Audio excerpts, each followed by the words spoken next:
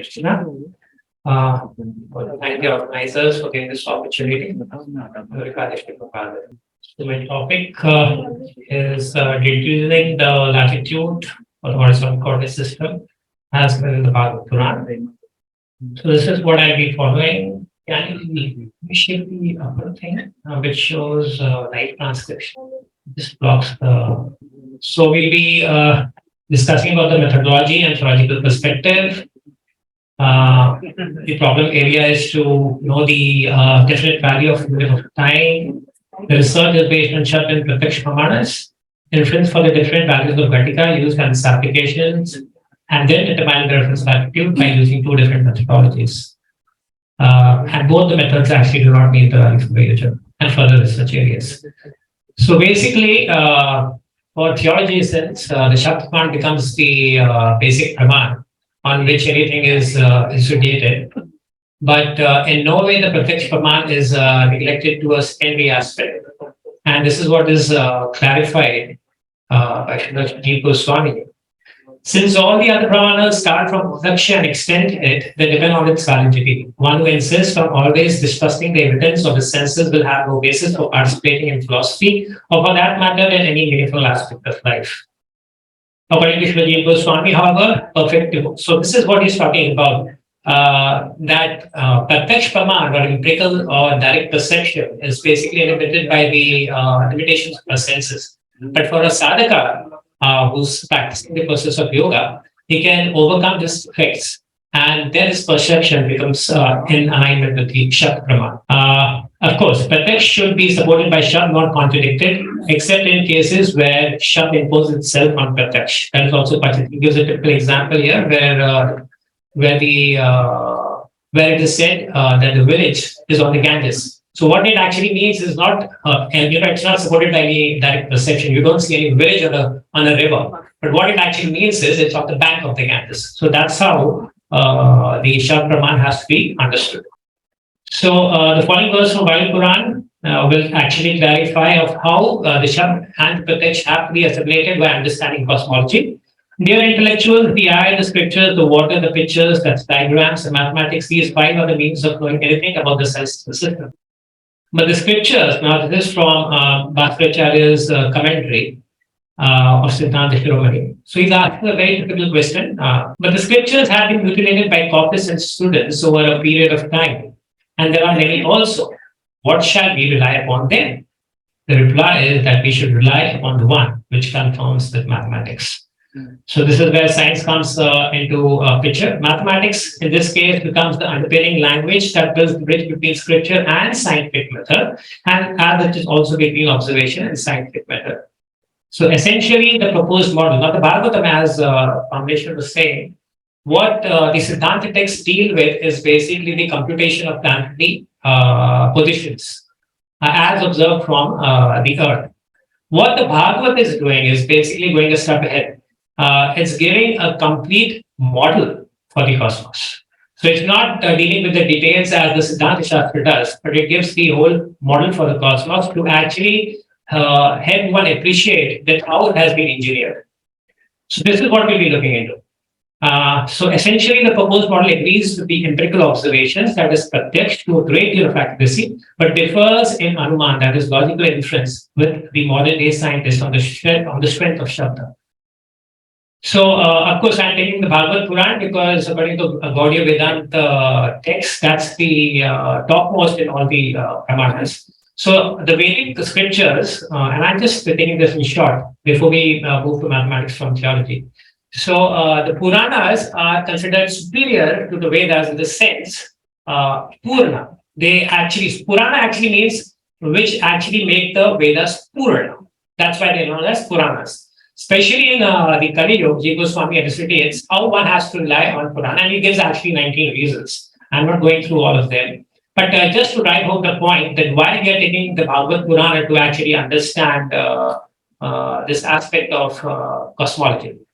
So basically, I'm also the primary text that I'm referring is the translation of A.C. Bhaktivedanta Swami Prabhupada. But I'm also making use of about 14 commentaries which have been specifically translated for this research. from Sanskrit to English. Okay. Now it's interesting because the Puranas are supposed to narrate all the theology and science in a very imaginative, story-like way. And that's why people think, well, they're nothing more than stories or probably mythology. But that's not so.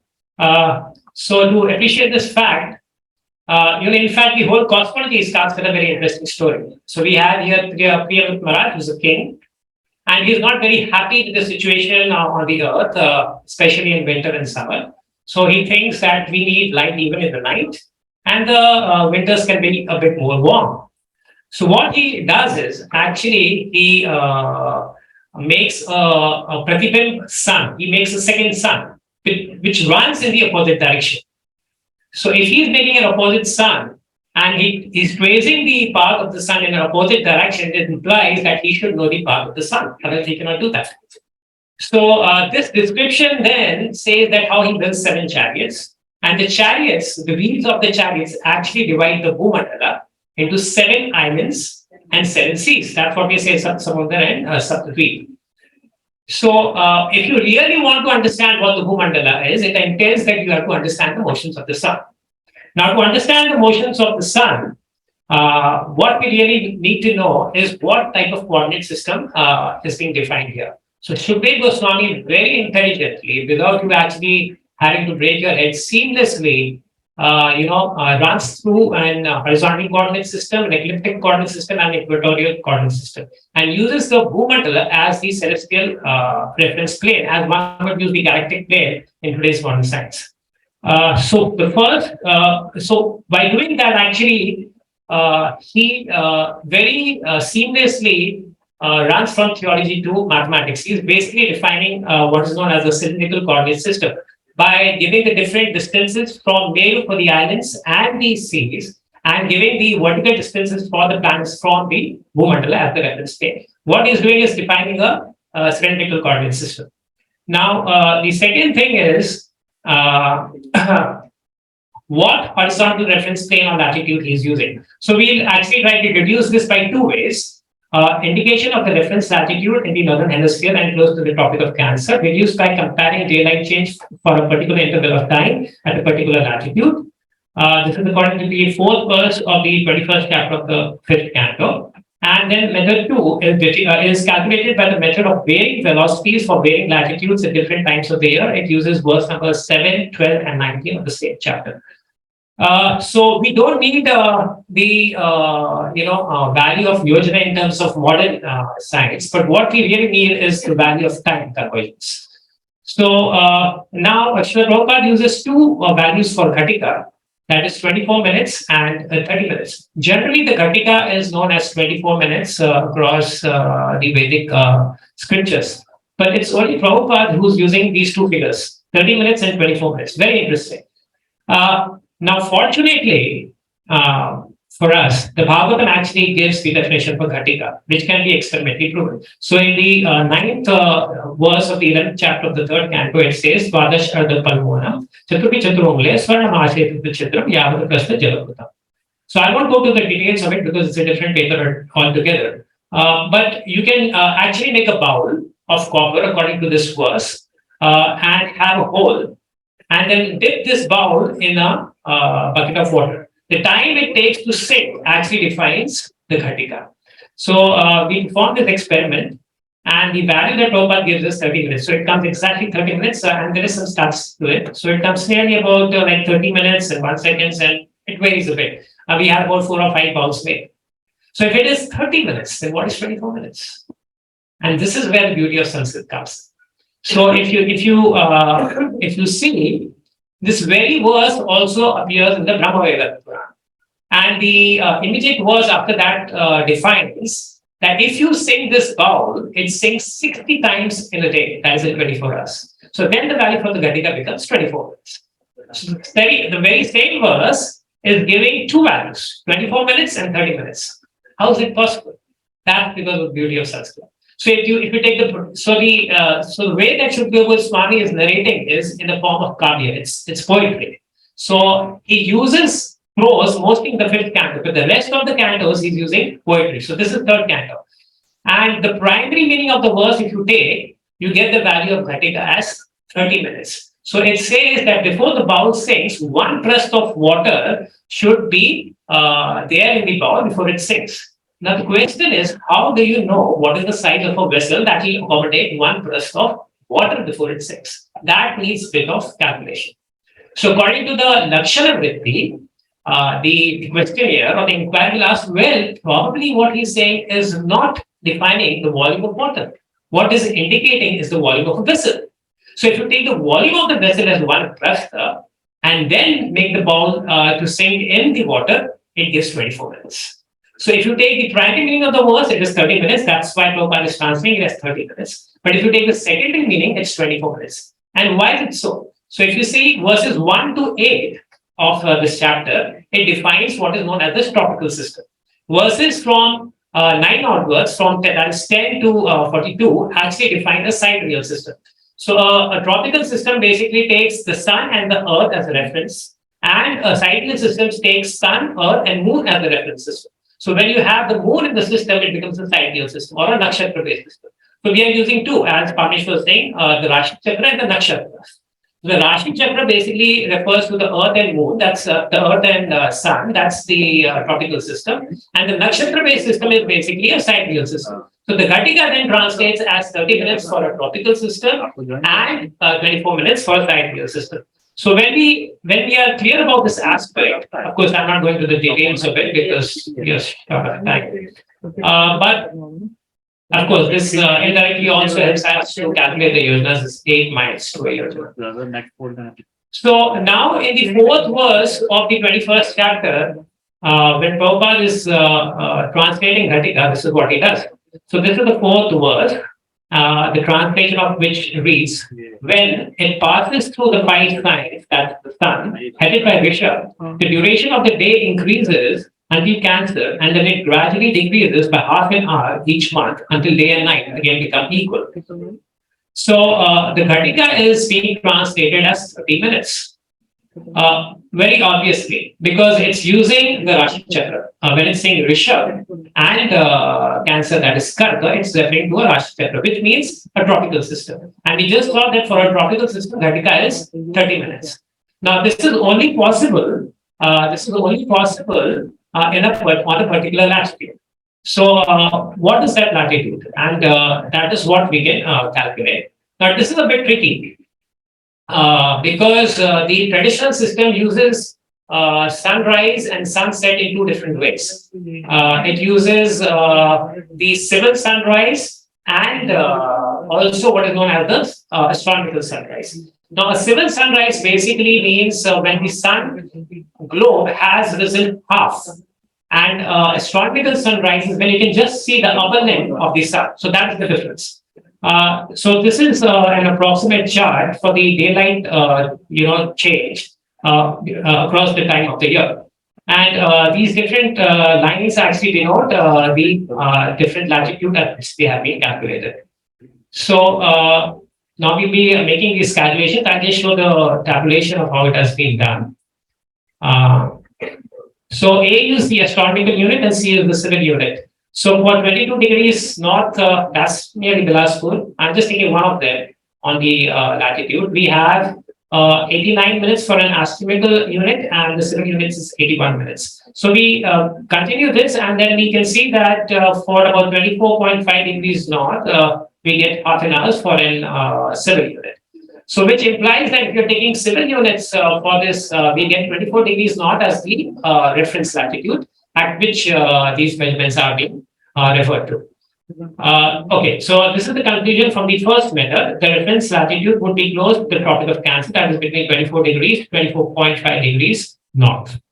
Now, Sadamut Prabhu, that's Dr. Richard Thompson, also actually did these calculations, but here, his understanding was, and this is where the difference is, that Prabhupada's usage of Ghatika as 30 minutes is an approximation for 24 minutes. So that is where he actually just misses the point. And of course, he takes it as a change rather than, a rate of change rather than the exact change. Because the Bhagavad commentators say that it has to be taken as a cumulative change. Because definitely every month the change is different. It's not the same.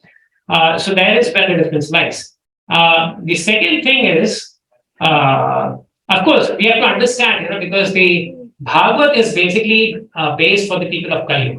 And the Yuga cycles only are there on the earthly sphere. They do not exist in any other spheres. So when Shukdev Goswami is narrating this to Parikshit Maharaj, it has to be relatable to the earthly people. So people may argue, well, the Bhagavatam is only giving a perspective of the Devatas, not really relatable to the humans. That's not right, because the Bhagavatam is a multi-layered conversation. It gives both. It gives, in fact, Adivedic, Adhyatmic, and Adibodhic narrations. And the Adibodhic narrations are actually numericals that can be related by the humans, and it's specifically for the humans. That's why the whole conversation took place. Yeah, Manda Sumant Manpatir, Manda Bhagya Upradata. He says, okay, now since Lord Krishna has disappeared, where has Ram taken shelter of? And it's in the Bhagavad.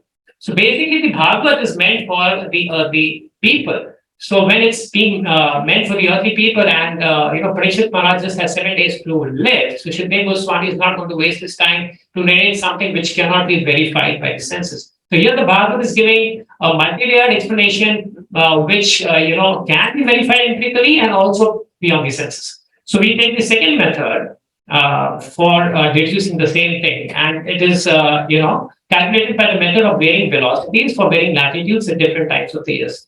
So we have 3 velocities of the sun given in verse number 7, 12, and 19. Now, interestingly, in the 10th verse, so it's the 6 verses later. So in the 4th verse, Prabhupada is translating as 30 minutes for a Ghatika. And in the 10th verse, he actually translates Ghatika as 24 minutes.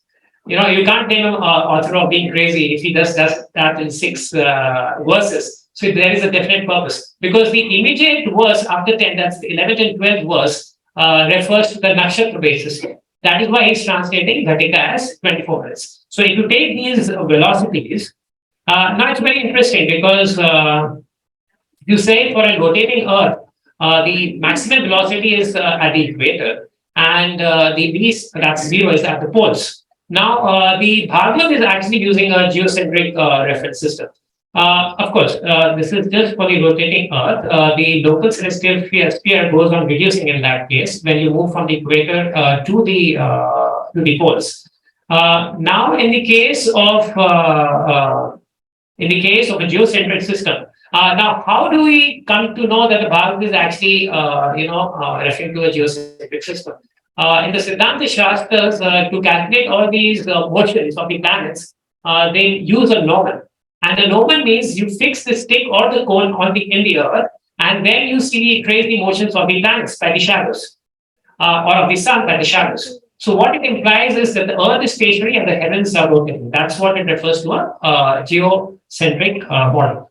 So in that case, you have the hyperbolic curves being traced by the shadows of the gnomon, which actually implies nothing but that just as you had in the rotating Earth case, the local celestial sphere reducing in radius, in the geocentric system, actually these spheres goes on increasing. When you are able to appreciate that fact, then you can actually make the calculations by what is known as sprites. So here we have the 3 different velocities. Just before this, it gives the distance of the chariot.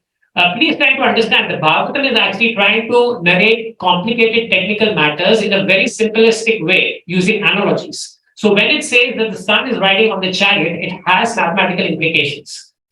So when it's saying the sun is riding on the chariot, it has only one wheel, and the radius of this axle, that is from Mount Meru to the wheel, is about 157.5 yojanas.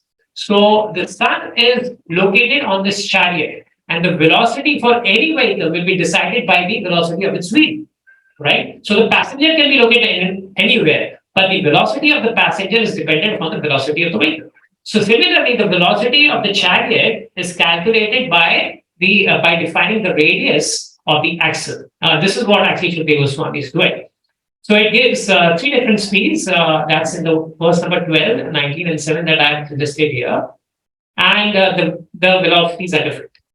The velocities are different, obviously, because he's giving the slowest motion of the sun, that is during Uttarayan, the fastest motion of the sun, that is during Dakshinayana, and the equinoctial speed, that is during equinox. So he gives three different speeds. Now, with these three different speeds, the speeds have to be measured at a definite latitude. Now, we know the radius of the axle as 157. So, if you use trigonometry, you will come to know that the apparent radius of the axle, that is mentioned out here, the apparent radius is 162 lakh yojanas, 171 lakh yojanas, and 151 lakh yojanas. So if you take the if you take trigonometry into consideration, you would get if you take the last, that's the latitude theta at which measurements have made the last row, you will come to know that if you divide 157 by 171, the cos the inverse cos will give you 24 degrees north latitude. So by two different methods, we can deduce that what Shukdev Goswami is doing is using a horizontal coordinate system to define the velocities of the sun. And then he will slowly change into ecliptic coordinate system and use the celestial coordinate system, that is the Bhumandala, to define the rest of the characters that he wants to do. So in conclusion, we have the contextual value of the Gatika as 24 minutes for a sidereal system and 30 minutes for a tropical system. The horizontal reference latitude as 24 degrees north. In all probability indicate Ujjain, because Ujjain, as Pamesh was mentioning, is where the prime meridian for the Siddhantic text and for all traditional sciences of India actually practice. And not only that, see, because Parikshit Maharaj has just 7 days to go, and Shukdev Maharaj does not have enough time, and this is not his primary objective. So what he's doing is using minimum figures. He just uses 150 numericals to define the whole cosmology, right? And he's using minimum figures to give maximum information. So when he's using 24 degrees north as the latitude, for the horizontal coordinate system, he's also defining the ecliptic to be 24 degrees. That's what he's doing. So he's also indicating the angle of the ecliptic. So that's how he is doing, and these are the references that I've used. Thank you very much for your patience here. Thank you.